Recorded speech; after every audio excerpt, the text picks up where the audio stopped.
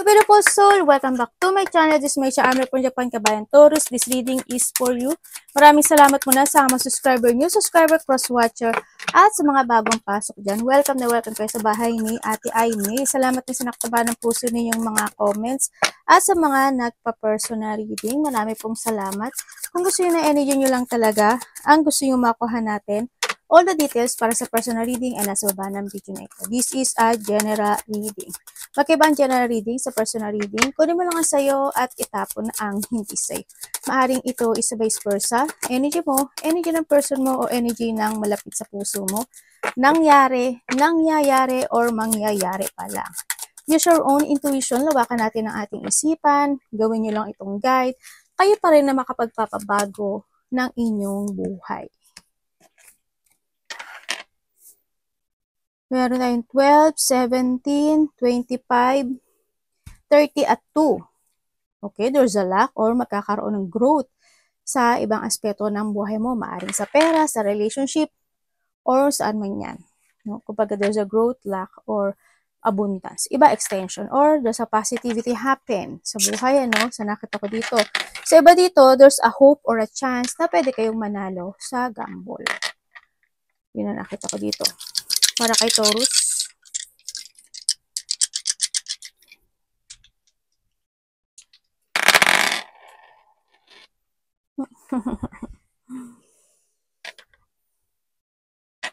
Cancer, Neptune, at number 5. 5 hours, 5 days, 5 weeks, or May, no? Yan.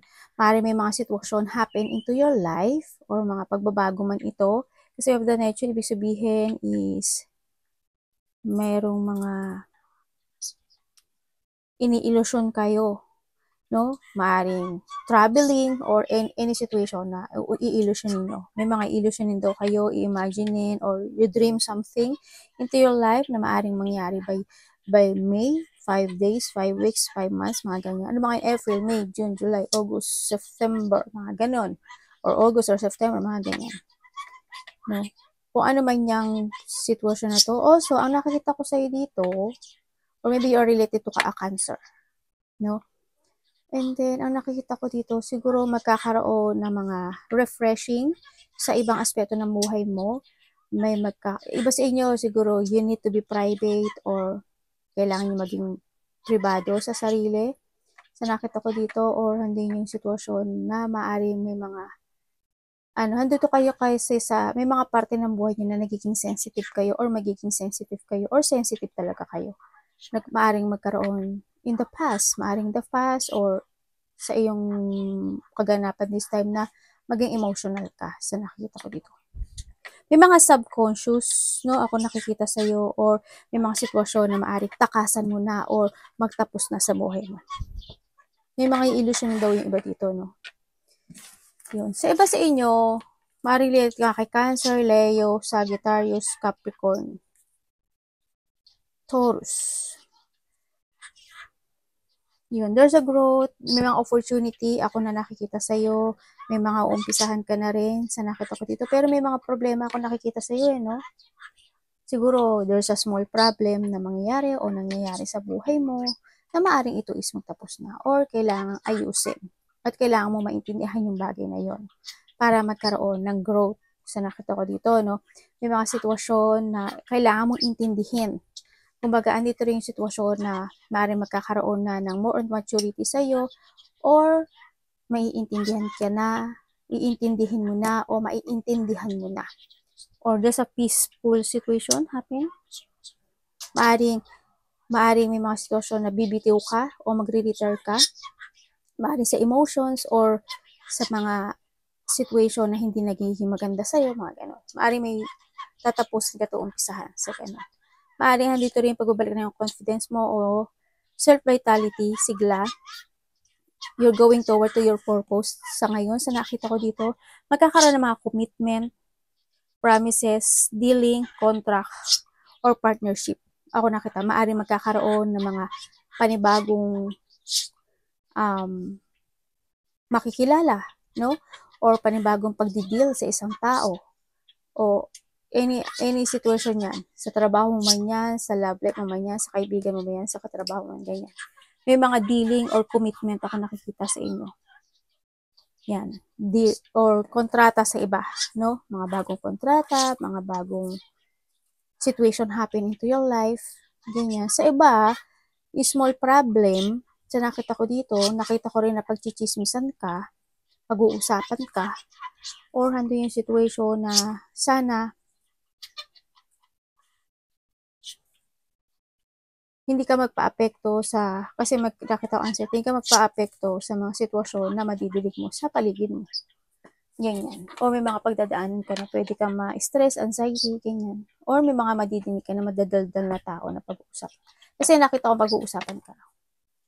Yun na nakita ko sa iyo. Siyempre, may mga exciting situation or excitement happen into your life. Then, sa nakita ko sa iyo.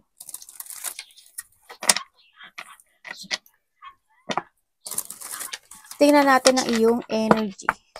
Taurus. Uy.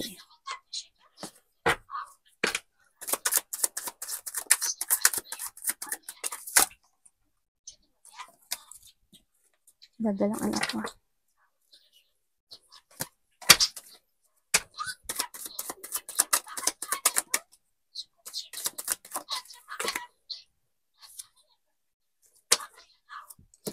Okay, ang energy mo this week, siguro magkakaroon ng mga pag-uusap sa taong malalapit sa'yo.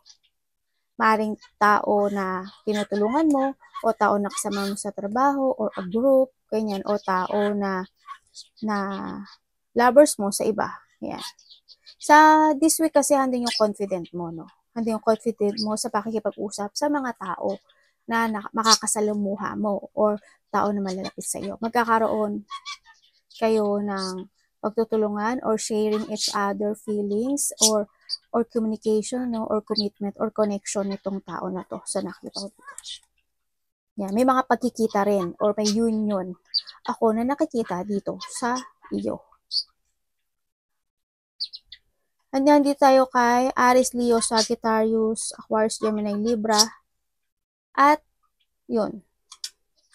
Yun nakita ko. Yun ang mga, maaring yun yung mga makakasalamuhan, no, sa nakita ko dito, or mga tao na nagbibigay sa'yo ng confident, or nagbibigay sa'yo ng sigla, kasi andun yung exciting situation ako na nakita dito sa mga tao na to, sa'yo. Kaya nakikita ko sa'yo ngayong energy mo is confident ka sa mga tao na makakausap mo. And then, may tutulungan ka, or may tutulong sa'yo. Ay, ano yung ating iPad. Kasi nag-upload ako. This week, andun din yung sitwasyon na siguro you're doing your fashion, ganyan. Andun yung sigla, andun yung lakas ng loob, or andun yung kasiyahan. Happen. Tingnan natin ang parating sa iyo. Friendly ka, no? Iba sa inyo, napaka-friendly nyo.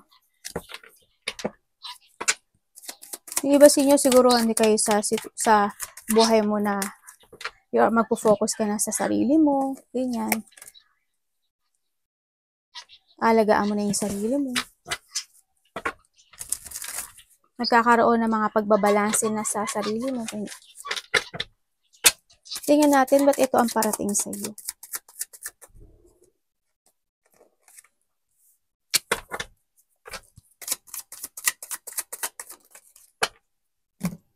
Okay.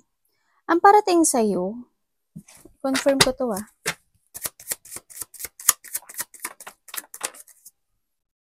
Oh.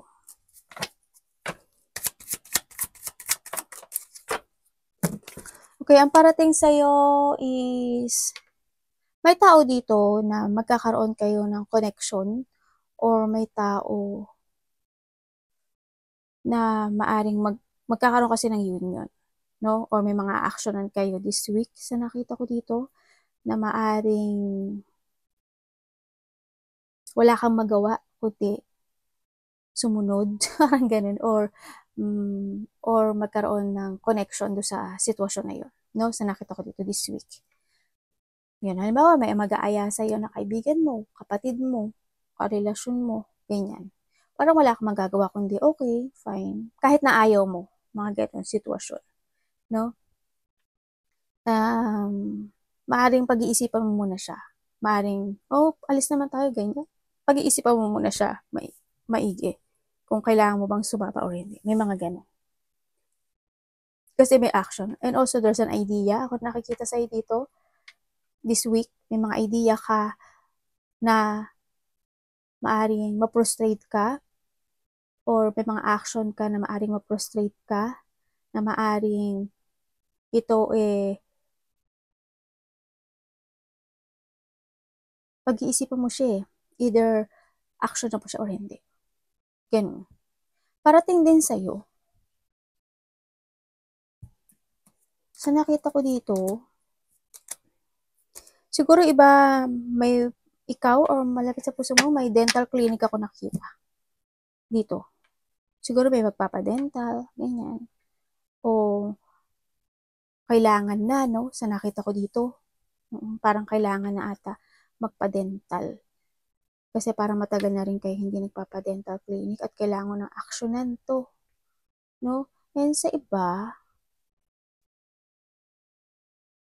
may mga sitwasyon na walang pagkilos or may stagnant ka. Ganun. May cheating. Maaring may tao dito na lolokohin ka, magsisinungaling siya sa'yo, or i-cheat ka niya. Pari kaibigan mo, karelasyon mo, o mga nakakasalamuhan. Maaring matagal na sila o siyang hindi niloloko niya. Maaring matagal ka na niloloko. So, or vice versa, hindi mo lang siya ma-let go sa buhay mo. Kasi gusto mo siya. Ganyan. So, nakita ko dito. Kung hindi siya sa relationship, pari to tao to is meron na siya. Or maaring itong tao na to, hindi mo alam na meron pala siya. Or maaring ikaw to. Diba? Trust your intuition, ha?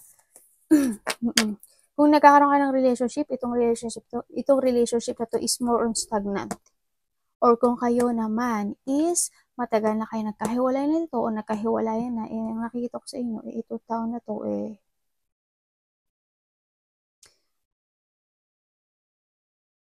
maaaring isa sa inyo hindi pa nakaka-let go.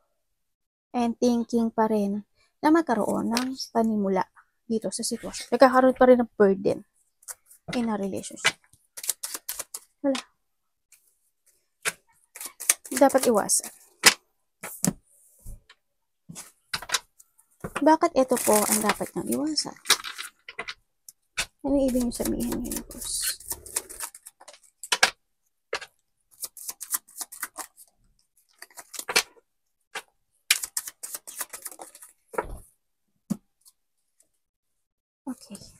Okay, iwasan mo daw, Taurus, isang bagay na hindi ka mag-move on o hindi ka mag-take it action. No? Kailangan mo daw is to continue to direct to find your goal. Iwasan mo din yung sitwasyon na yung hindi mo masabi yung gusto mo. Kung kailangan magsalita ka. Iwasan po rin yung lack of clarity sa mga bagay-bagay o mag-focus to a sadness or mag-focus sa mga disappointment or isang sitwasyon na magsayang ka ng oras dun sa bagay na yun na hindi mo tapusin. Kumbaga, alam mo sa sarili mo yung pangyayari o yung magaganap o mangyayari o something gano'n. Alam mo sa sarili mo Pero, ang nakikita ko dito, kailangan mong tapusin yun or kailangan mong magsimula ang muli. No? May mga bagay na kailangan mong let go, may mga bagay o sitwasyon na kailangan mong mag-escape o i-withdraw or baguhin o desisyonan this time. Iwasan mo yung hindi mo mahanap yung totoong kasiyahan o sigla sa buhay mo this time. Kailangan mo lang is magpakatotoo ka sa sarili mo, ikat mo yung mga bagay o sitwasyon na hindi makakagut sa'yo. Sa nakita ko dito, kailangan mo is magsimulang muli at mag-iba ng direksyon o kinakailangan mo na umpisahang muli o mag-umpisang muli from the basic. Ganun nakita ko dito. And also, iwasan mo yung kumbaga, mapanghinaan ng loob. Free yourself in a situation na malungkot, na sadness. Kung maghahanapin mo yung ikakasiya mo. No? Ganun. Tingnan natin ang kailangan mo na talaga si 17 dito. At kailangan mo si 30. Is more on maturity and understanding. Huwag kang maguluhan. Siyempre, magsalita ka kung kailangan ng maglabas ka ng voice mo in a situation to resolve yung mga bagay-bagay sa buhay mo. Magsalita ka. Or you need to take it action. Kailangan mo ilaya. O, yung sarili mo. Move. Love. Love is sa lahat. Kapatid, anak, magulang, karelasyon. Kasama sa trabaho, kaibigan.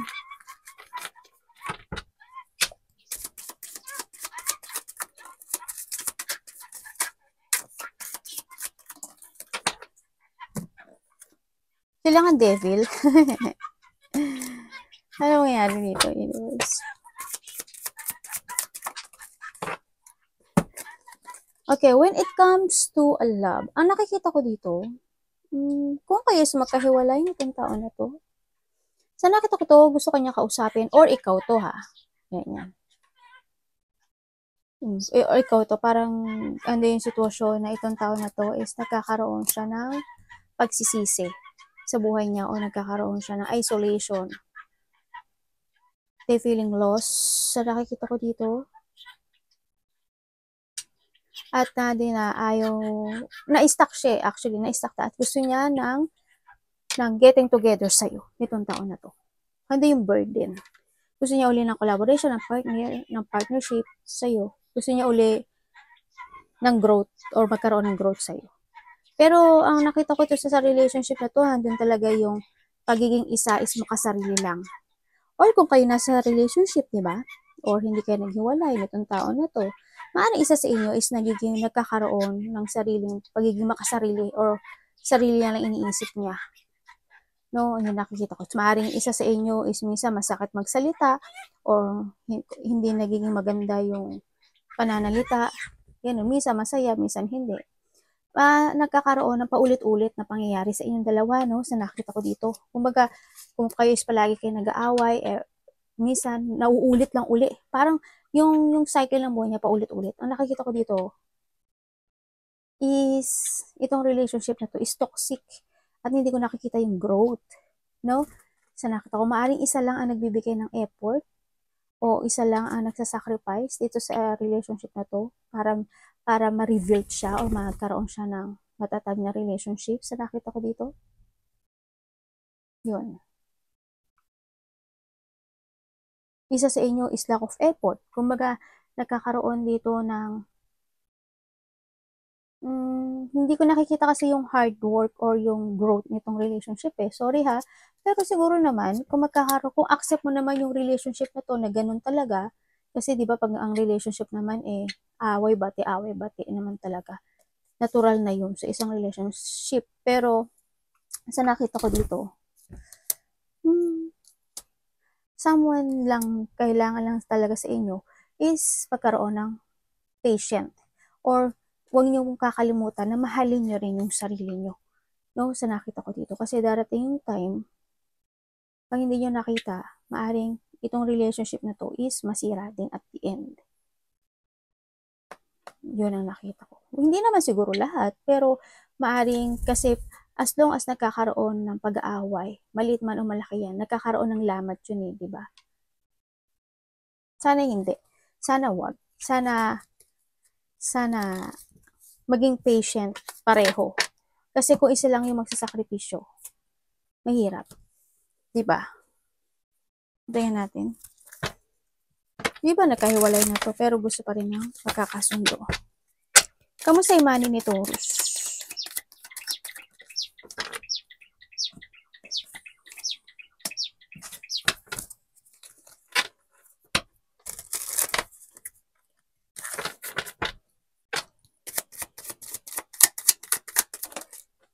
Maaaring yung iba, focus na lang kayo sa family nyo, ganyan, sa iba sa inyo. Okay, when it comes to your money, ang nakikita, gawin. Okay, when it comes to your money, binavalue mo naman yung pera mo. So, nakita ko dito.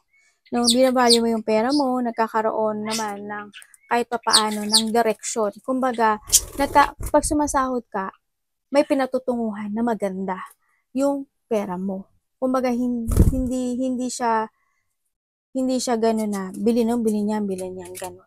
Anak, baba, dito. Manay tiyang mo. Gumin niya. Yun ang nakikita ko dito. Maaring napupunta sa mga anak mo, maaring napupunta sa pamilya mo, sa malapit sa'yo, ganyan. Itinutulong mo, kumbaga. No? So, nakita ko dito. Binavalue mo siya. Nagiging maganda naman yung cycle ng iyong money this time. So, nakikita ko dito. And you need to sacrifice lang para mas more na, maging maganda. Kasi andito si Wheel of Fortune. Ibig sabihin, susundan ka ng lucky. Kumbaga, there's a luck. There's a change of fortune happen sa buhay mo. Kung may ginawa ka in the past, there's a good karma happen. So, nakikita ko dito. Kaya ang nakita ko dito is magiging maganda yung pera mo. Hindi ko nakikita hindi ko nakikita yung tapon niya. Any opportunity ni Taurus this week. Ay, ano ba yan?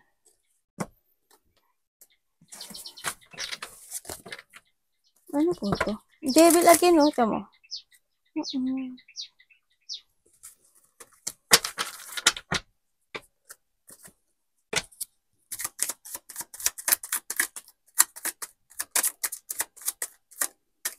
Ingat ka, Taurus. May bumubulong sa'yo.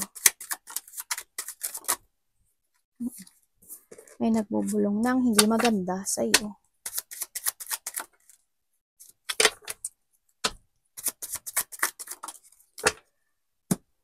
Okay, opportunity. Nakita ko ito may mga exciting situation happen sa'yo. Ganyan. Maring may susuportahan ka, maring may gagawin kang goal or passion, ganyan. Sa nakita ko dito, you're doing your passion this week. And then nakikita ko dito mga exciting plano, may mga sitwasyon na uumpisahan mo na, a-actionan mo na. Sa nakita ko dito, yun, ang nakikita ko dito. You begin a project or you begin to plan, sa nakikita ko dito. Pero makakaramdam ka doon ng excitement, ganun. Sa nakikita ko. Tingnan ko nga. Ano pwede ko malaman dito? Ay, ano ba yan?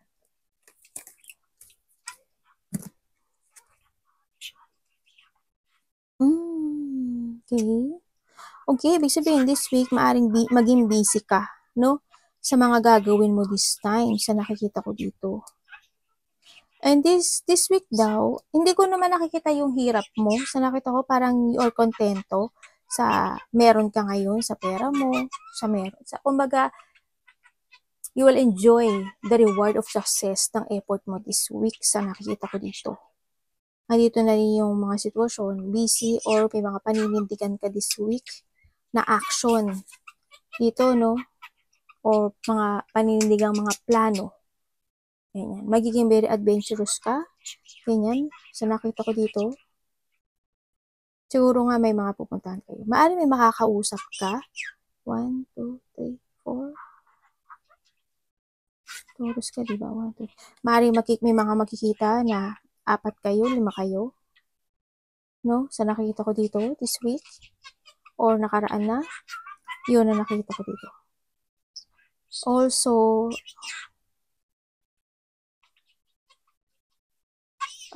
nakita ko naman, sana walang problema with comes sa work, ano, sa nakita ko dito. Sa nakita ko naman, nakikipagsapalaran ka sa buhay mo, kahit na minsan may hirap ka na nararamdaman, no? Pero you still stable naman, sa nakita ko dito. Nagiging matatag ka naman kahit papaano. Andun naman yung self-confident mo, andun din naman yung disiplina mo, pa rin kahit papaano, sa sarili mo. Or you need discipline to yourself. Kung kailangan mo mag-exercise ka, maglakad-lakad ka. Ganun sa nakita ko dito, alagaan mo rin yung sarili mo. No? Iba dito single no? Parang you are happy, single, and contented. Tingnan natin bakit kaya may tao dito nagsasalita ng masama sa'yo? May tao dito. Kakilala mo na siya matagal na. Or maaring ikaw to May bullying din ako nakikita. Tingnan natin ang advice sa'yo. Sana hindi kayo nabubully. Kasi nagkakaroon kayo ng paghihirap. Ang bully kasi, yan mo sila. Pagka binuli ka, si universe na bahala sa kanila.